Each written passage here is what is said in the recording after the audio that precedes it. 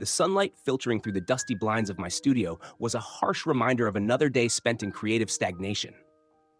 My name is Alex, a young artist who once thrived on the thrill of creating, but now found myself trapped in a cycle of depression and self-doubt.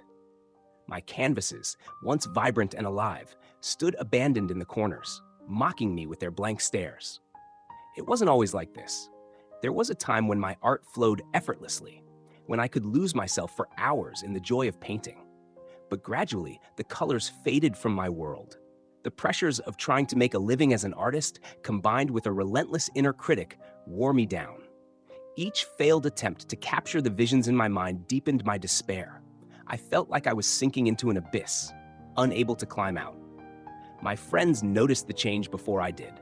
They saw the way I isolated myself, the way my laughter had lost its spark. Sarah, my closest friend, was the first to speak up. "Alex, you need help," she said one evening as we sat in my cluttered living room. "You can't keep doing this to yourself." Her words stung, but they also held a truth I couldn't ignore. I needed help. With a mixture of reluctance and desperation, I reached out to a therapist. Dr. Bennett was a calm, understanding presence, and for the first time in months, I felt a glimmer of hope. Therapy was a slow, painful process. I had to confront the roots of my depression, the fears and insecurities that had been festering inside me for years. Dr. Bennett helped me see that my worth wasn't defined by my art alone, that it was okay to struggle, and that asking for help wasn't a sign of weakness. In our sessions, I began to unravel the tangled threads of my emotions. I learned coping mechanisms for dealing with my negative thoughts and started to rebuild my shattered self-esteem. It wasn't an easy journey, and there were days when the darkness seemed insurmountable, but I persisted. Outside of therapy, Sarah and my other friends became my lifeline. They refused to let me wallow in isolation. They dragged me to coffee shops, movie nights, and weekend hikes. Their unwavering support was a constant reminder that I wasn't alone, that people cared about me even when I couldn't care about myself.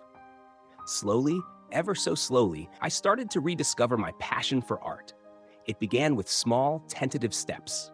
I would doodle in my sketchbook during therapy sessions or paint simple patterns on scrap pieces of paper. At first, it felt forced, like I was going through the motions without any real connection to my work. But as time passed, I found moments of genuine joy. One day, Sarah took me to an art exhibit. As we wandered through the gallery, I felt a familiar spark ignite within me. The colors, the textures, the emotions conveyed in each piece, they spoke to me in a way I hadn't felt in a long time.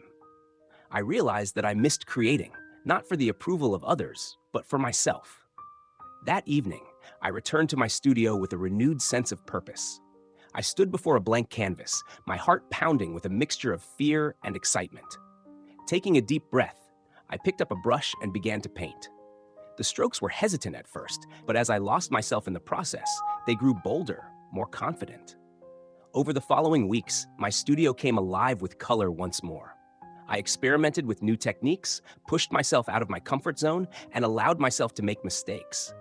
Each piece I completed, no matter how imperfect, was a victory over the darkness that had once consumed me.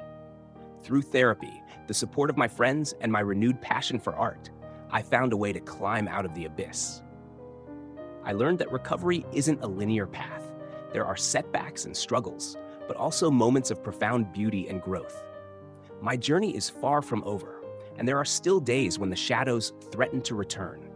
But I know now that I have the strength to face them, that I am more than my art, and that it's okay to ask for help. Most importantly, I've learned to be kinder to myself, to embrace my imperfections, and to find joy in the act of creating. As I stand in my studio, surrounded by the vibrant, chaotic expression of my journey, I feel a sense of peace. I am an artist, but I am also so much more. I am resilient, I am hopeful, and I am no longer trapped in the abyss.